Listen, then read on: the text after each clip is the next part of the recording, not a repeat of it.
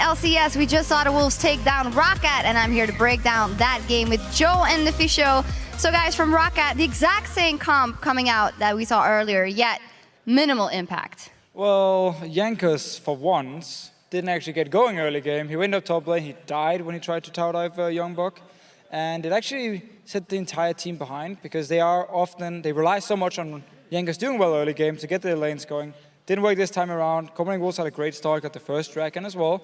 Got ahead in gold, and all of a sudden ROCCAT didn't look as strong as they did before. I think that's a worrying fact moving forward for ROCCAT as well, that if someone reads Jankos well enough and they can set up counter ganks, that's how ROCCAT get rolling in these games. If they can stop that earlier on, well, we've just seen what happens there. So that's something that ROCCAT really need to work on, I think. Yeah, and also their flexibility. They had the Lulu top again, and then the Zillion and Broken Shard said it, well, we kind of expected the pick and we knew exactly how to play against it. So maybe a bit more variation would be on point here?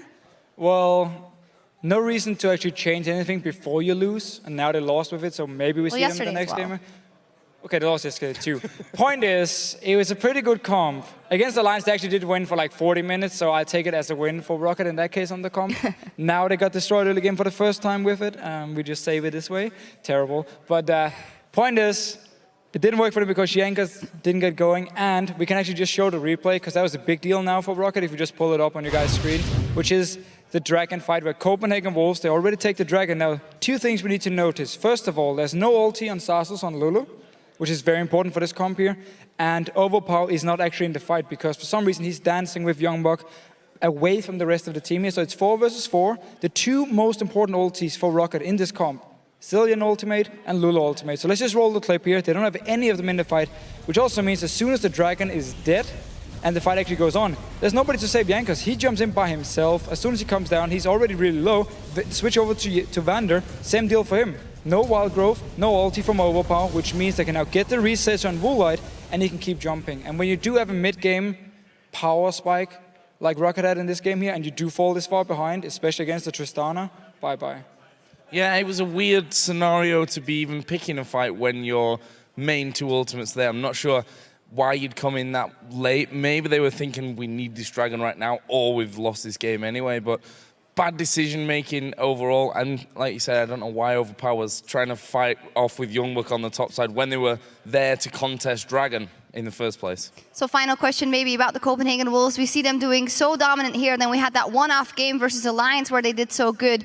Do you guys think it will be enough moving forward? So I believe ROCCAT as a team work really well if they can prepare for an opponent, and their pick and ban phase they can pull out where they can surprise people. It's very good. We saw playoffs last split where all of a sudden they surprised Gambit, beat them, got into the third place match or into the semifinal. They lost to SK Gaming but still managed to beat Alliance and get the third place. So I believe in a playoff, ROCCAT is a very good team. So leading into it, if they do face someone like Subaku who's been looking kind of lackluster lately, I could definitely see them go to semifinals. Especially in a best of 5 as well. Gives them a lot of time to adjust if their preparation wasn't strong enough, which you expect it to be from ROCCAT. And they seem like one of the hungrier teams out there. Super Hot Crew, we saw some tweets earlier on after their game. We hope I'll get our stuff together, Impaler said, before playoff comes.